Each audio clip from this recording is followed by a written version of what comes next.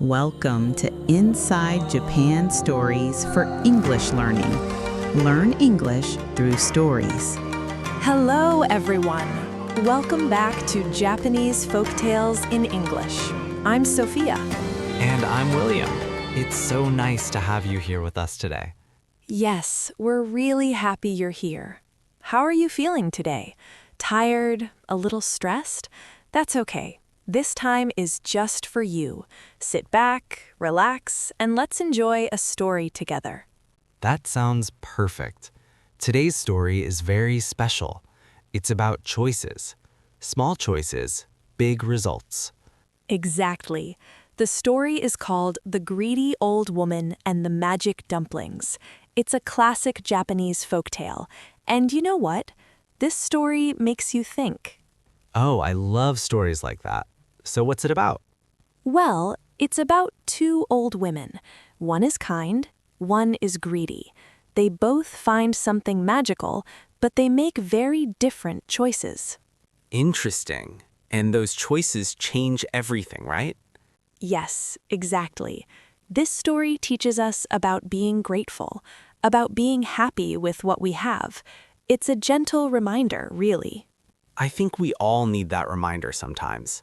When we see what others have, we sometimes want more. That's so true. But this story shows us what can happen when we're too greedy. It's not a scary story, though. It's warm and thoughtful. Perfect for a quiet moment. So, listeners, here's a question for you.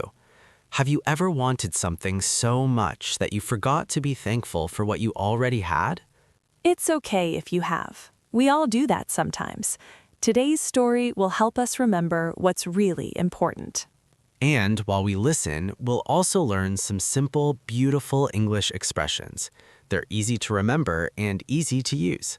Yes, and they come straight from the story, so you'll understand them naturally. No pressure, just listening and learning. Sounds wonderful. Are you ready? Let's begin. Close your eyes if you want. Imagine an old Japanese village. Mountains in the distance, a quiet river, two small houses side by side. And in those houses, two very different women. Let's meet them now. Long, long ago, in a small village in Japan, there lived two old women. They were neighbors. One woman was kind and gentle. Her name was Obasan. The other woman was greedy and always wanted more. Let's call her the greedy woman. So, two neighbors, two very different hearts. Yes. One day, Obasan was making dumplings in her kitchen. She was humming a little song. She loved making dumplings. Suddenly, one dumpling rolled off the table. Oh no, it rolled away? Yes, it rolled and rolled. It rolled right out the door. Obasan chased after it. Wait, little dumpling, she called. But the dumpling kept rolling. It rolled down a hill. It rolled into a hole in the ground. Into a hole? That's strange. Obasan looked into the hole. It was dark and deep.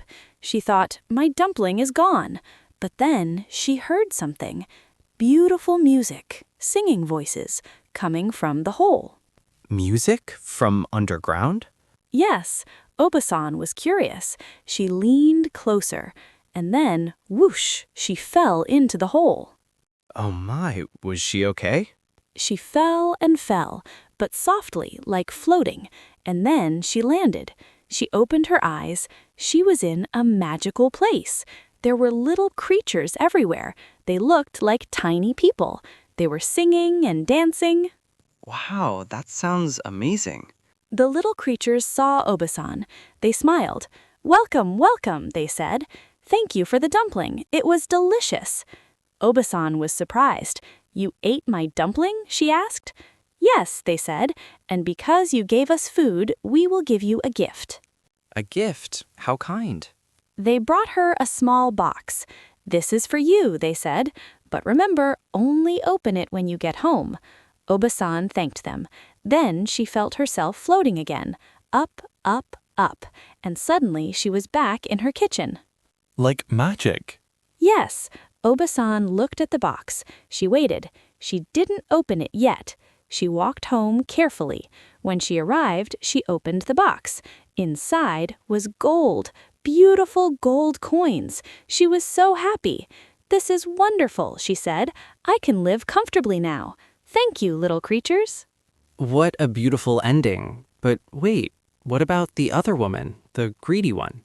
Ah, yes, the greedy woman saw everything. She watched from her window. She saw Obasan return with the box. She saw the gold.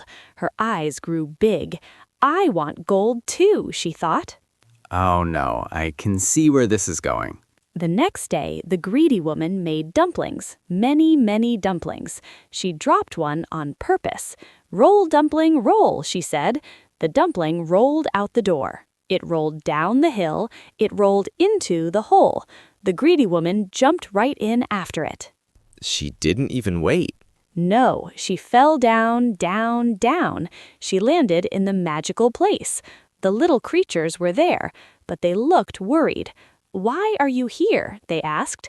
"I came from my gift," the greedy woman said. "Give me gold like you gave my neighbor." Oh dear, that's not polite. The creatures looked at each other. "We gave your neighbor a gift because she was kind," they said. "She didn't ask for anything. But you came here demanding. That's not right." The greedy woman got angry. "I don't care. I want gold. Give it to me." That's really greedy. The creatures nodded slowly. "We will give you a box," they said. "But this box is different." They handed her a box. It looked the same. The greedy woman grabbed it and smiled. "Thank you," she said, but she didn't really mean it. She felt herself floating up, back to her kitchen. Did she wait to open it at home? No, she couldn't wait. Right there in her kitchen, she opened the box, and guess what came out? Not gold. No, out came goblins, scary little goblins. They danced around her, they made loud noises, they were everywhere. The greedy woman screamed, "Go away, go away!" But they didn't leave. They stayed in her house for days. Oh no, that's what happens when you're too greedy. Yes, finally the goblins left, but the greedy woman learned her lesson. She understood now. Being greedy brings trouble. Being kind brings blessings. And Obasan? Obasan lived happily. She was grateful for her gift. She shared her gold with others in the village. She helped people, and everyone loved her even more. What a perfect story. Kind heart, happy life. Exactly. That was such a good story. Now let's talk about some useful expressions we heard. These are simple phrases you can use every day. Yes, and they all come from the story, so you already understand the feeling behind them. Let's start with the first one. Roll away. Remember, the dumpling rolled away. Roll away means something moves by rolling and goes far from you. Right, like when you drop a ball and it rolls under the bed. You can say, "Oh no, my ball rolled away." Exactly. Or imagine you're eating an apple outside and it falls and rolls down a hill. My apple rolled away. It's that simple. It's a fun expression. You can use it with anything round: a coin, a toy, an orange. Next expression, chase after. Obasan chased after the dumpling. Chase after means you run or follow something quickly because you want to catch it. Yes, like when your dog runs out the door and you chase after it. Or when your hat flies away in the wind, you chase after it. It's about following something fast. It's urgent, but also kind of playful sometimes. Exactly. Kids love to chase after butterflies in the garden, right? Ah, that's a beautiful example. Okay, next one. Lean closer. Obasan leaned closer to the hole to hear the music. Lean closer means you move your body forward to see or hear something better. Yes, like when someone is speaking quietly and you can't hear well, you lean closer to listen.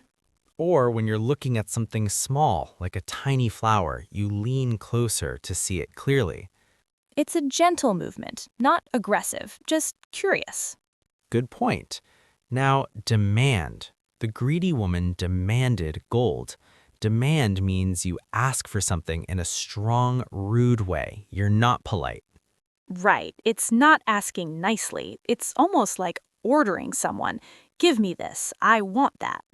Yes, for example, if a child says to their parent, I demand ice cream right now.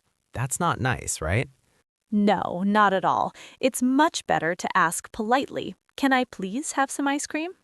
Exactly. So remember, demanding is rude. Asking kindly is much better. Last expression, bring trouble. The greedy woman's actions brought trouble. Bring trouble means your actions cause problems or difficulties. Yes, like if you don't study for a test, that can bring trouble. You might fail. Or if you lie to your friend, that brings trouble. They might not trust you anymore. It's about consequences. Bad choices bring trouble. Good choices bring peace. That's the lesson, isn't it? Absolutely. These 5 expressions are really useful. Let's say them once more together. Roll away, chase after, lean closer, demand, bring trouble. Perfect. Try using these this week, everyone. Now, let's talk about the meaning behind this story. Japanese folktales always have something special to teach us. Right. This isn't just entertainment. There's wisdom here. In Japanese culture, gratitude is very important, being thankful for what you have. This story shows that clearly. Ubasan was happy with her simple life. She made dumplings, she sang songs, she didn't need much. And when she got the gold, she didn't change. She stayed kind. She stayed grateful. That's why she kept her happiness. But the greedy woman always wanted more. She wasn't satisfied. She saw her neighbor's gold and couldn't be happy for her. Exactly. In Japan, there's a saying, knowing enough is true wealth. If you always want more, you're never rich. But if you're grateful for what you have, you're already wealthy. I love that. It's so true. In our modern world, we see advertisements everywhere. Buy this, buy that, you need more. But do we really? Right. This old story from hundreds of years ago is still relevant today, maybe even more relevant. And there's another lesson, too, about respect. The little creatures in the story represent nature spirits. In Japanese folktales, nature is sacred. Yes, you must respect nature. You must be polite and humble. Ubasan didn't demand anything. She was surprised and grateful. That's the right attitude. But the greedy woman demanded. She wasn't respectful, so nature taught her a lesson. The goblins that came out of her box represent the chaos that greed brings into your life. When you're greedy, you lose peace. You lose joy. That's powerful. So what can we learn for our own lives? First, be grateful. Every day, think about what you have, not what you don't have. Say thank you more often. Second, be kind without expecting rewards. Ubasan didn't help the creatures expecting gold. She was just being herself. Third, respect others. Don't demand. Don't compare yourself to others. Your journey is your own. And fourth, remember that happiness comes from inside, not from things. Gold doesn't make you happy, a grateful heart does. These lessons are timeless. They worked in old Japan, they work now, they'll work forever. Because human nature doesn't change.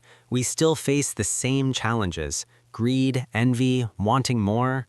But we also have the same solutions: kindness, gratitude, respect, contentment. This story is like a gentle teacher. It doesn't shout, it doesn't judge. It just shows us 2 paths and lets us choose. Which path will you choose? Well, we've reached the end of today's episode. Time goes so fast when we're enjoying a story together. It really does. I hope this story touched your heart. I hope it gave you something to think about.